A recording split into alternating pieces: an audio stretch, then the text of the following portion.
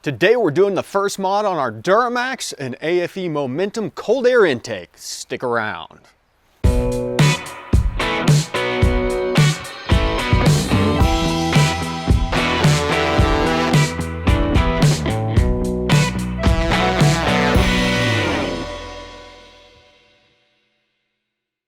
What is going on, everybody? Welcome back to the garage. And yeah, you heard me right. We are modifying a Duramax.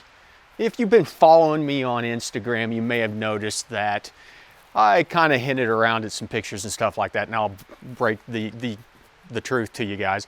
The Corvette is gone. I got rid of the Z06. I traded it in on a 2021 Silverado 2500 High Country with the L5P Duramax. And basically what it came down to is I had three vehicles I could only drive during the summer between the Corvette, the Nova, and the Typhoon. I needed something a little bit more practical. And so I thought, well, I might as well get something I can also tow easier with than using my Gladiator all the time. So we're obviously going to be doing some modding on it. We'll be doing some tuning one way or the other. Parts are kind of hard to get. Some are available, some aren't. There's lead times on others. You know, we're going to do some basic stuff first. The AFE Momentum in this case is a no tune required air intake. And the big reason about even doing one of these is to get rid of all of the baffling and stuff on the stock intake. There's, you know, the resonation chambers, all that junk. Get it out of there. They say this thing flows about 55% more than the factory one does. I don't know if I necessarily buy that, but if it makes it sound better, it's probably worth it. And so I'm going to go get my ladder so I can get up in here and see what's going on. And it looks like we just need probably a couple of flathead screwdrivers and I don't know. That may be about it. So I'll try and get the camera situated if I can get it high enough. And let's open this thing up and get it installed. Well, we're definitely not lacking for size on the box here. Let's open it up, see what all we've got in here. What we need to do. I went with the oiled filter that you can clean on your own. No more than I normally drive things. It'll probably make life a little bit easier anyways. There's my pick ticket. Stuffing. Get that out of the way. Okay, that is a honking filter. I take it back. Maybe it will flow more air because this thing is huge. Open sesame. Oh yeah, okay, that is a big boy. That is the biggest air filter I've ever seen in my life. Okay, so impressive. I'm impressed. Doesn't take much to impress me though. Here's our manual. We'll set that aside for now. See if we can kind of figure it out. Here's the air box. It has a nice window on it so you can see whether or not it's time to clean your filter. Really good if you're doing a lot of back roads, country road kind of stuff. Anywhere where you're going to be kicking up a lot of dirt and breathing it in. Open sesame. And as I said, this is a tune not required air intake. And basically what that means is that the intake ducting size necks down to the factory size. And you'll see what I'm talking about whenever I pull it out here. This piece right here that the air filter hooks onto, the section where the mass airflow sensor goes is going to be the factory diameter. That's why it goes big, narrow, and then big on the other side.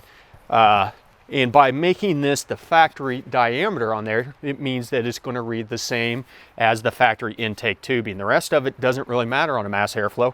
I've got plenty of videos out there that'll explain why if you ever want to go out and get into mass airflow tuning. You know, Banks is getting ready to come out with a unit that is going to be CARB 50 state approved, and it has a bigger area for the mass airflow sensor, but it has an inline adapter that skews the MAF signal to keep it relative. So if this is 20% bigger, basically adjusts the signal by 20%. Not available yet. I don't know, maybe they're having a hard time getting their CARB number on it. But for now, we'll go ahead and throw this thing in, and I guess we should probably take the stock one out first. I had to toss my hoodie on. It's a little cold. You might be surprised to find out that it was literally hailing 30 minutes ago, and we're already in here getting stuff done. Go ahead and hook the mass airflow sensor. You can see the cool setup on this. The ram scoop comes in here and actually takes in ram air, puts it into the filter. It's got a drain over here, so any water that collects pulls, goes down through here, pulls, drains through that little valve, and then it allows the air filter to breathe. And I believe, yeah, there's another one down on the front side. So it's breathing cold air from two places. But you've got kind of this air box here. You've got this weird humped out baffling there. A lot of things that just they designed to try and keep things a little bit quieter, which we don't necessarily care about. We want to make a little more noise. And if it makes a little more horsepower to boot, it's kind of a bonus. Okay, we're going to pull the grommets off the factory air box and they're going to pop on our new one. Actually go on this one easier than they came off the old one. And got a nice little drain hole here in case we do get water in here. You can see that we've got a duct section here that's going to connect up to the factory section. Doesn't look like it's the closest connection, but we'll see.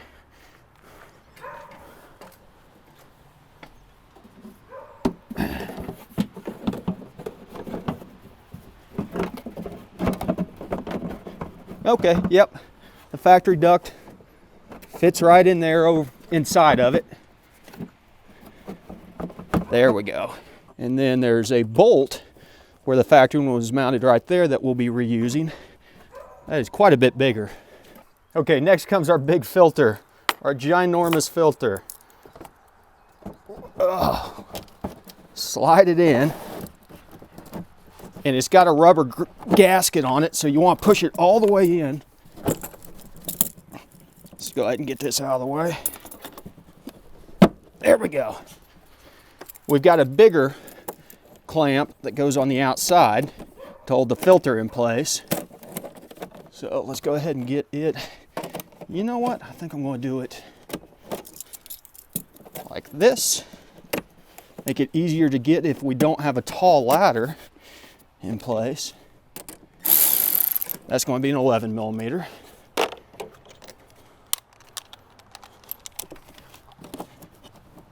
Okay, that's going nowhere.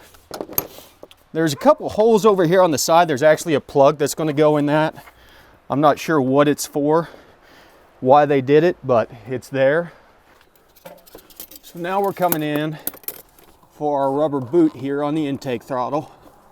Intake section, whatever you want to call it. That's upside down, which means I need to put, comes with two clamps. One's a little bit smaller than the other. So we'll go ahead and put the smaller one on. Get that thing popped on there.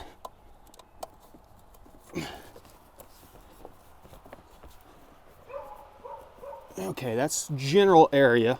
We'll wait to tighten this down to verify that our duct's going to work. Okay, we've got our mass airflow sensor here, and we've got a couple new bolts that came with it. Honestly, there should be only one way that this goes in and lines up, which is this is the correct way, because this is the inlet coming from the air filter. The way you can tell on the math is it's where the slot is on the side. That wants to be in the path of airflow. So if air is coming in this way, you want it to be pointed that way. So we'll go ahead and throw this thing in here. Run these screws down.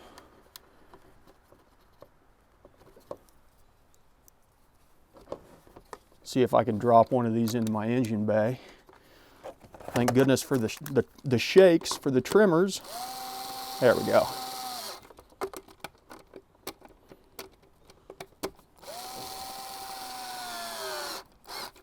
Perfect. So now we'll go ahead and throw this on our boot there, and we'll throw this one. We're going to orientate it the same way as we did our other one down on that side to keep things nice and clean. And we should be able to figure out a way to try and make all this match up, which may be easier said than done. Okay, that side's in. We need to rotate a little bit. Hey, that's actually not bad.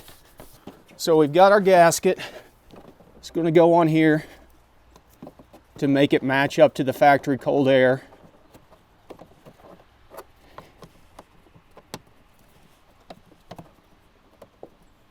There we go. And here's the plug I was talking about that goes down on the side, but it says that best performance is gained by leaving this out. So I don't know why we would put it in, but there you have it. There's our new cold air intake Let's fire this thing up and take it for a spin.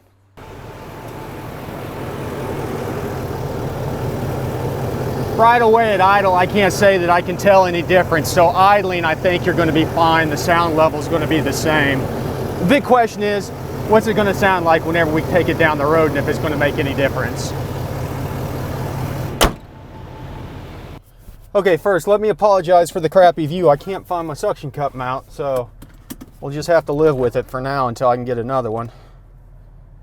Wait a second, what the hell did that just say? Service the parking brake. Uh-oh. We got all kinds of check engine lights going on. You know what that means. We're going to have to grab the scanner, see what's going on. Shame, shame, shame. Everybody knows your name. We'll power cycle it here.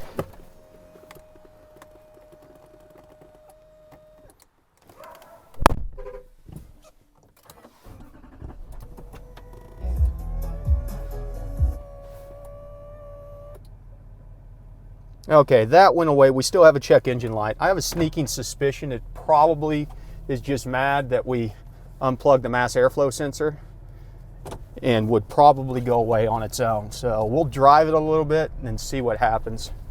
I'll be honest with you, I'm not expecting any performance gains really out of this. As I said, I think this thing says it can make like 15 horsepower and like 30 foot-pounds of torque. I was hoping to get a little more noise out of it, but with these variable vane turbos, turbo whine is kind of a thing of the past. You can still get it by playing with the vane angle if you're doing a custom tune. But you've got to realize whenever you're doing that, you're not getting the most efficient boost usually. Ideally though, you know, it's one of those things, if it does give you a little more air, it's then going to give you a little more fuel and give you a little more power. But it kind of feels the same from what I can tell. I mean, is it worth the money? Subjective. Probably not. I mean, it looks a heck of a lot better underneath the hood. So that is a bonus. I will take that and not complain. But outside of that, I don't know. Let's roll windows down. See if it makes a difference. Nope. Nope. Sounds exactly the same. I mean, I drove this thing about an hour earlier today. I can't say that it's any louder, that you're getting any kind of more turbo noises, that you're getting any kind of more engine noises.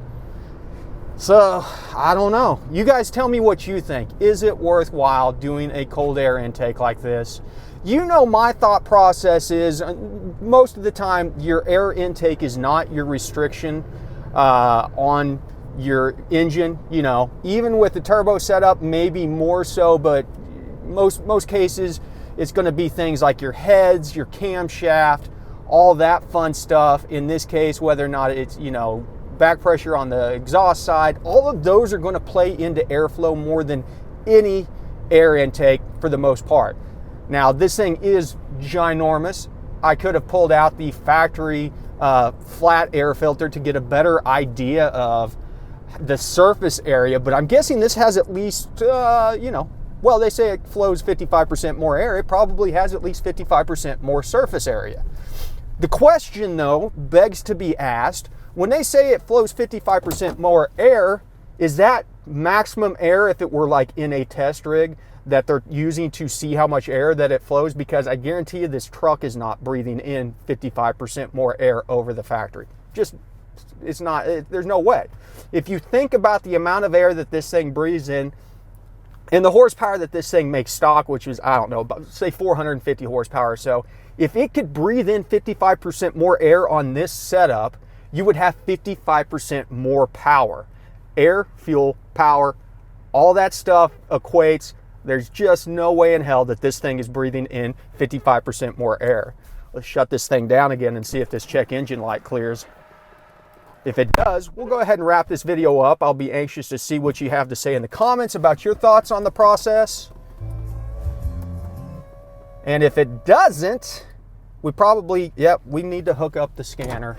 Okay, we got our Maxicom MK808 hooked up. Oh, turn back on. Got the truck. Well, I thought I had it on. There we go. So we're going to go into diagnostics, and we're just going to use the EOBD. Should scan everything. Come into auto scan. You know, for the price of these, they're, I can't remember, $500-600. It's, if you're dealing with a lot of this stuff, it's money well spent. I'm a pretty big fan. Here we go. We got diesel. Okay. And DTC. Let's see what she says. Why do we have a check engine light?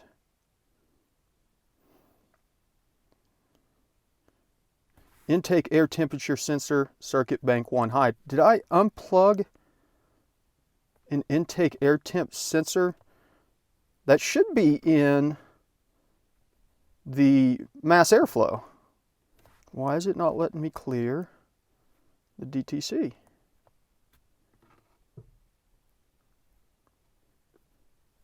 Well, let's try starting it up and seeing if it'll let us do it.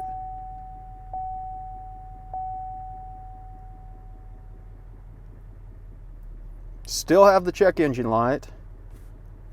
Clear. Yes. Turn key on with engine off. Well, that's what I had. Butt heads.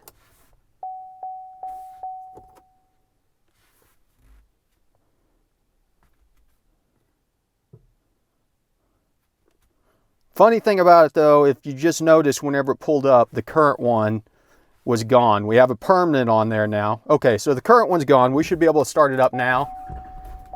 Yep, okay. It went away, and in fact, it probably went away on its own. Get you looking back at me. Probably went away on its own. 3 cycles is generally about right for an error like that. It was just because we unhooked the mass airflow sensor. My guess is that it may have a retained power mode where it reads temperature for a while, and it just saw that that circuit went kaput whenever we unplugged it. Third time, even though I tried to start it to clear it, my all-tail was not working to clear, and I may need to update. I haven't checked in the last couple weeks to see if there is a newer update for the GM OBD2 stuff. Probably would have worked, but nonetheless, wasn't a permanent. I mean, it did set a permanent. The permanent will clear after a drive cycle or 2, so next time that we go in and pull codes, it'll be gone. But yeah, nothing to worry about on that front. So we're good to go there. I will report back if I have any other thoughts, changes, stuff like that as far as this intake goes. But hopefully this helps some of you guys out in making the decision. I don't know. Maybe I'll grow on it. We'll see. But I'm going to get back to it. You guys know the drill. Thanks for stopping by the garage. Remember, ABT, always be tuning.